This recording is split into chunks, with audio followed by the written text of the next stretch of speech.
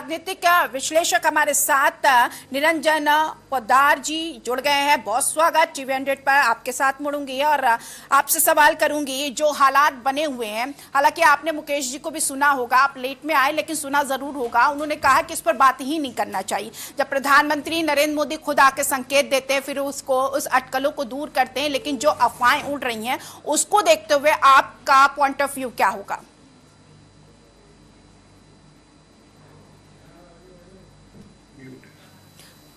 Unmute कर लीजिए sir.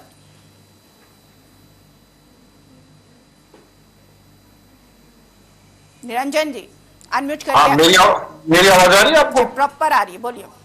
हाँ, देखिए मुस्कान जी, इसके अंदर मैं 3 बिंदुओं पे बात करूंगा। पहला बिंदु तो जो आपने कहा कि प्रधानमंत्री नरेंद्र मोदी जी ने भी संकेत दिया, तो देखिए बात संकेतों की नहीं है, बात इस चीज की है कि जो उन्होंने कहा उसका अर्थ क्या है। क्योंकि एक चीज आपको समझ में आनी चाहिए कि अगर आप किसी चीज का गलत अर्थ निकालेंगे तो वो फिर अनर्थ की श्रेणी में आ जाता है। और कहीं ना कहीं आज की तारीख में इन जिनको आप संकेत बता रहे हैं, मैं उनको अनर्थ की श्रेणी में ही रखना चाहता हूं। वो इसलिए क्योंकि प्रधानमंत्री जी ने भारत के अंदर आई हुई एक सदी की सबसे बड़ी जो वैश्विक महामारी थी उसका उन्होंने जिक्र ये करके कहा कि देश का मनोबल बढ़ाने के लिए कि जब हम ऐसी महामारी से जब हम निपट सकते हैं तो ये छोटी मोटी जो समस्या है ये हमारे को कहीं पे भी डिगा नहीं सकती। बस हमें धैर्य और हमें धीरज की जरूरत है। लेकिन वास्तविकता ये है कि जिस तरीके से भारत के अंदर जो राजनीति है वो आप ये समझ लीजिए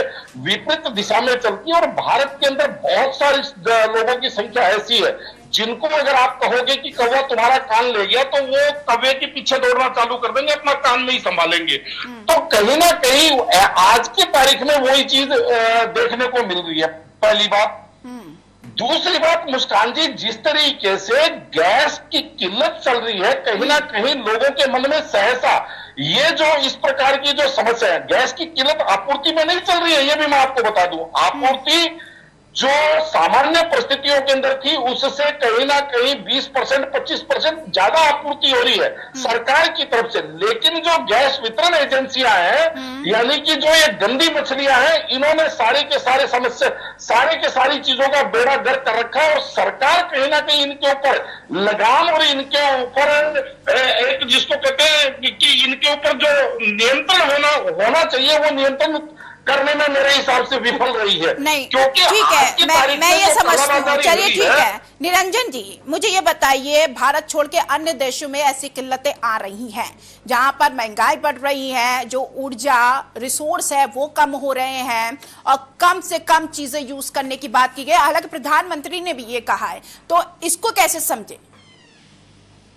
देखिए मुस्कान जी, अगर आप विदेशों से और हमारे भारत की तुलना करेंगे तो आपको बहुत चीजों के अंदर आपको अंतर नजर आएगा। और ये मैं आज का नहीं कह रहा हूं, ये आप ये देखिए जब भी कोई ऐसी समस्या आती है, 2007-8 के अंदर जब रिसेशन आया था, आपको पता होगा कि बड़े से बड़ी जो अर्थव्यवस्थाएं थी वो ध्वस्त हो गई। लेकिन भारत कहीं ना कहीं उस इतने बड़े रिसेशन से भी अपने आप को बचा के निकल गया। उसका कारण है क्योंकि जो ज्यादातर जो सभ्यताएं हैं वो कहीं ना कहीं भौतिकतावादी हैं।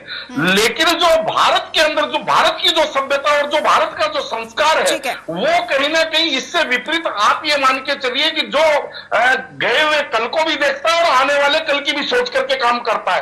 तो कहीं ना कहीं इसी तरीके से चाहे आप कोरोना की बात करें, चाहे आप रिसेशन की बात करें, चाहे आप 1970 के दशक के अंदर आए हुए एक जो बहुत बड़ा अभूतपूर्व जो अकाल पड़ा था उसकी भी बात करें, तो ऐसी स्थितियों से भारत बहुत अच्छे से निपटना जानता है। हाँ, ये जरूर है कि जिस तरीके से तुच्छ राजनीति के चक्कर में जो एक माहौल बनाया जाता है उससे कहीं ना कहीं स्थितियां थोड़ी विकट होती है, ये निश्चित रूप से। ठीक है निरंजन जी, मैं आपके पास आऊंगी। आप बताइए कि जिस तरीके के हालात बन रहे हैं, जो अफवाहें फैल रही हैं, ये वाकई अफवाह है या फिर बड़ा संकट है? अगर जो जल डमरू मध्य है वहां से सप्लाई बंद हो जाती है तो क्या भारत के पास कोई दूसरा विकल्प है? देखिए मुस्कान जी, ऐसा है कि अगर कहीं किसी प्रकार की कोई समस्या होती है या बाधा आती है तो सरकार के अंदर बहुत बुद्धिजीवी और बहुत विद्वान लोग बैठे हुए हैं जो पहले से आप और हम जो विचार करेंगे वो उस चीज को ऑलरेडी विचार कर चुके हैं कि क्या विकल्प हमें अपनाना है। तो मेरे हिसाब से जनता को उतना सोचने की आवश्यकता नहीं है, और अगर कोई विकल्पहीनता होगी भी तो कोई ऐसा तो है नहीं कोई यहां से बाल्टी लेकर के जाएगा और जल डबरू से तेल भर करके ले आएगा या गैस भर के ले आएगा। भाई व्यवस्थाएं तो उसके बाद में भी आपको जैसे भी है चलानी पड़ेगी ना, पहली बात। लेकिन अभी जो वर्तमान में जो चर्चा चल रही है आपको मैं स्पष्ट तौर पे बता रहा हूं और मेरा निजी अनुभव बता रहा हूं, और इसको आप अपने चैनल के माध्यम से आप वेरीफाई करवा लीजिएगा। एक्चुअली में क्या हुआ कि गैस की किल्लत का पहले र्यूमर उठा, र्यूमर उठने से एक जो गैस एजेंसियां हैं उनके यहाँ पैनिक बाइंग होने लग गई, और पैनिक बाइंग होने के बाद में अब जो वर्तमान में जो परिस्थिति चल रही है वो पैनिक बाइंग की नहीं है, अब वो आपदा में अवसर ढूंढने की परिस्थितियां चल रही है।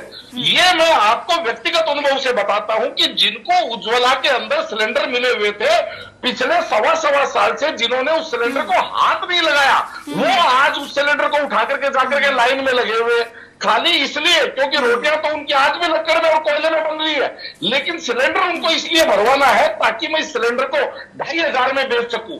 तो आज कहीं ना कहीं जो इस तरीके की, चाहे वो गैस एजेंसियां हो और चाहे मुनाफाखोर जो पब्लिक है, उनमें से जो आपदा में अवसर, तो आज कहीं ना कहीं ये जो परिस्थितियां जो विषम हुई पड़ी है उसका कारण ये है। और मैं आपके माध्यम से एक सरकार को सुझाव देना चाहता हूं कि अगर सरकार जैसे बाकी सब चीजों के अंदर और तेल के अंदर भी तेल कंपनियों को जैसे अब सरकार ने अपने तरफ से थोड़ा सा नरमी दिखाते हुए वहां पे अपनी एक्साइज के अंदर उनको छूट दी है, इसी तरीके से सरकार एक ये घोषणा कर दे कि 10 तारीख से गैस 300 रुपये सस्ती हो जाएगी। आप देखना कि जो